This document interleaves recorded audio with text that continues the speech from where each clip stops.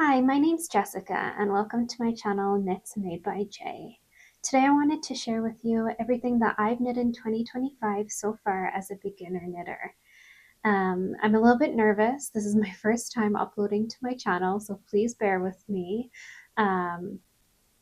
I first began knitting at the end of 2024, so I've only been knitting approximately 6 to 7 months.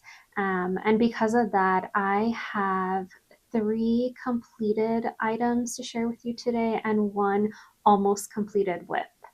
Um, and so just to share why I began knitting, I'm a mom of 4 very young children, and my days are really busy. And I very much needed to find a creative outlet for me at the end of the long day once my kids are put to bed. And so that's why I decided I wanted to learn how to knit.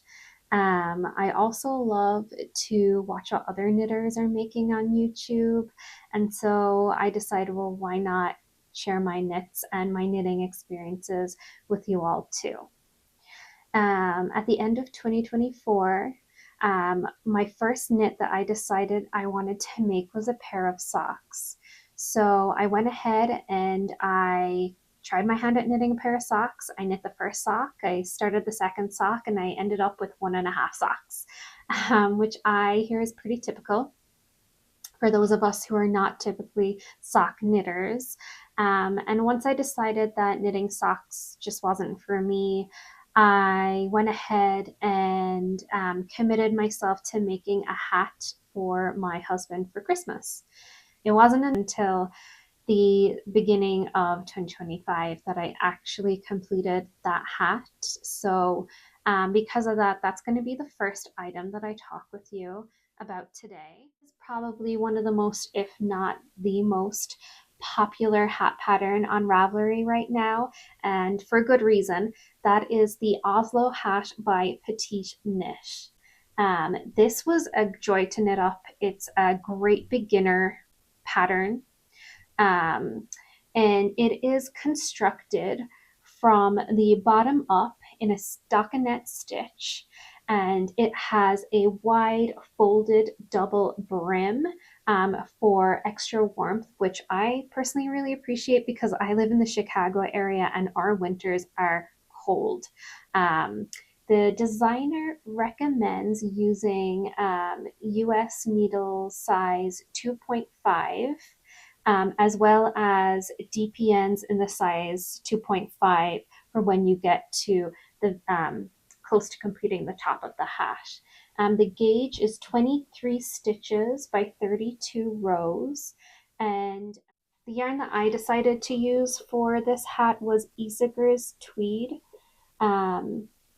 fingering weight yarn in the color navy, and I held that with Cascade Heritage Merino, which is also a fingering weight yarn and also in the color way navy.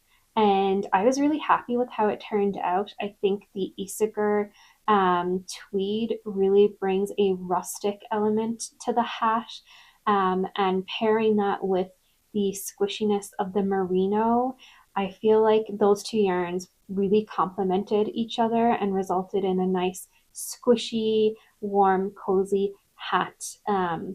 I loved knitting this pattern and I will definitely be knitting it again. I'm thinking I want to knit one for myself this fall, perhaps in a rust color or maybe even like a pumpkin orange tweed type colorway. And so, yeah, that's all I have to really say about this one.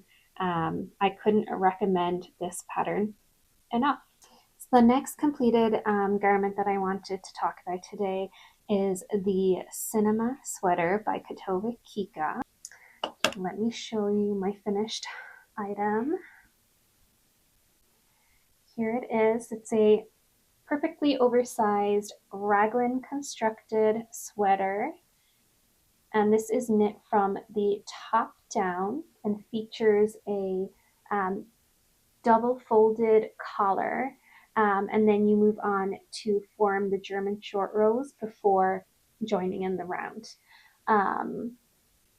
This was quite an experience as a beginner knitter who's never knitted a sweater before.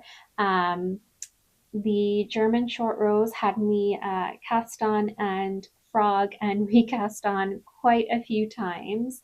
But once I got it, I was off to the races, and it knitted up pretty quickly. Um, the recommended gauge for this particular sweater is 19 stitches by 30 rows, using US size 7 needles for the body and US 2.5 needles for the neck and for the sleeve cuffs. Veronika used the yarn MadelineTosh light merino in the colorway horn, held with drops brushed alpaca in the color 01, and I loved it, so I just went ahead and I made my sweater using those same yarns. And I've been very happy with it. It's so soft. My husband says it's the softest sweater he's ever felt, and I tend to agree. Um, the only modifications that I made to the construction of this sweater were the sleeves. I had read on Ravelry people saying that the sleeves were quite long. And so, because I'm quite a small person, I decided to just modify it to fit my body by trying it on every so often while knitting up the sleeves and decreasing in a way that made sense for me. And other than that, one other thing I would recommend, and I have not gotten around to yet myself, is the neckline's quite wide. And it still looks great, but if you prefer to have a more cinched in neckline, then I would recommend weaving in some elastic through the collar. At least that's what I plan on doing in the near future after having worn it quite a few times. Um, that's what I would recommend. Um, this pattern, I couldn't recommend it enough. The overall fit of the sweater is just feels so cozy. I think this is the perfect sweater to wear when all you want to do is cozy up in front of the TV or with a book and a hot beverage. Um, it's like your dad's sweater, but better, is the best way for me to describe it. So yeah, I've that's the Cinema Sweater by Veronika Lindberg, and I don't have anything else to add on this one. Okay, so the third knit that I have to talk about today, I'm probably a little bit behind on the 8 ball with this one because it is the ever so popular Cloud Sweater by PetiteKnit. And this was a much easier sweater for me to make when compared to the Cinema Sweater. Um, and I don't necessarily think it's because one sweater is harder than the other to make. I just think I gained a lot of experience when knitting the Cinema Sweater. So that made knitting this one up all the much easier and much quicker. It's recommended that a bulky weight be used for this particular pattern, and I'll get into what I used here in a minute. The gauge is 17 stitches by 26 rows, and the recommended needle size is US 7. Um, in terms of construction, I didn't make any modifications, but the construction itself is a little bit different to the Cinema Sweater. You start by working back and forth in stockinette stitch at the upper back, and then you come and you join at the shoulders, and then you work German short rows down to the front of the sweater. And it isn't until the end of the pattern that you come back and you construct the collar of the sweater. So again, a little bit different to the Cinema Sweater, which is great. It was a different experience. And like I said, I knit the size medium, and I did use a bulky yarn. I used Drops Air yarn in the color Parrot Green. and I love the color. I've gotten quite a few compliments on this one. And the yarn itself is lovely and lightweight, yet very warm. So I was very happy with that aspect of the yarn. However, it pills like crazy. And I'm really, honestly, it's quite disappointing because I really enjoyed knitting this sweater and I plan on knitting it again in the future, but I think I'm just going to have to stay away from the drops air just for the simple fact that it pills so much. Um, I'm thinking maybe I'll knit this one up again in a dusty blue or maybe even a chocolate brown color. Um, but I really love the feel and the lightweight feel of the blown yarn. So if anyone could recommend a blown yarn that they're aware of that does not pill, please feel free to put it in the comments and let me know. All right, and that is the Cloud Sweater by PetiteKnit. So after making 2 sweaters back to back, there were 2 things about my next project that I knew I was looking for. The first thing is I knew I didn't want to make another sweater right away. And the second thing is that I was looking for a pattern that allowed me to make a piece that was reminiscent of a garment that you would find at a Cezanne store. So I did my research, I looked on Ravelry, I watched some YouTube videos, and that's how I came to find the whip I'm going to talk about, and that is called the Whitmoor Cardigan by Amy Lowden. Okay, so here she is, my almost completed Whitmoor cardigan. This cardigan is constructed from the top down. You start at the collar and then make your way onto this beautiful lace motif.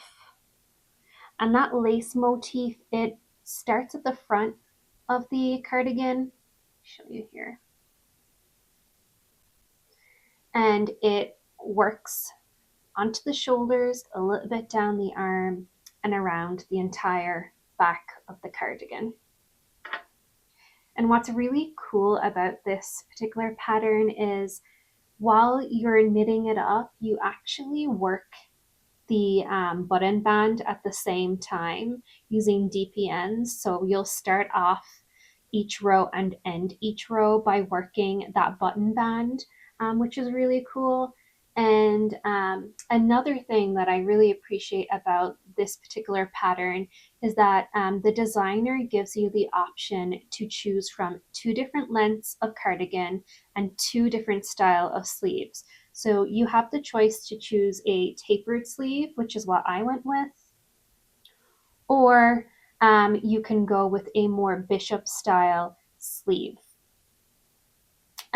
Amy Lowden recommends that you knit this up in a fingering weight yarn using a needle size US 6. And the gauge for this is 21 stitches by 28 rows. I used Knitting for Olive Merino held with their silk mohair in the color unicorn purple, and it's just beautiful. I couldn't be happier with it. I have 1 sleeve left to go, I guess a partial cuff and a sleeve left to go, so I'll probably have this finished in the next few days, but I'm delighted with it. I honestly, I just can't wait to wear it. I just know it's going to be a compliment getter. So yeah, that's the Whitmoor cardigan by Amy Lowden. So that's everything I have for you today. Thank you so much for bearing with me and watching until the end. I had so much fun both knitting these pieces and then getting to share them with you here today. I'd love to hear about what you've made so far this year, so please let me know down in the comments below. And if you've enjoyed spending time with me here today, please like my video, subscribe to my channel, and don't forget to hit the notification button so you don't miss out on any future uploads. Until then, happy knitting.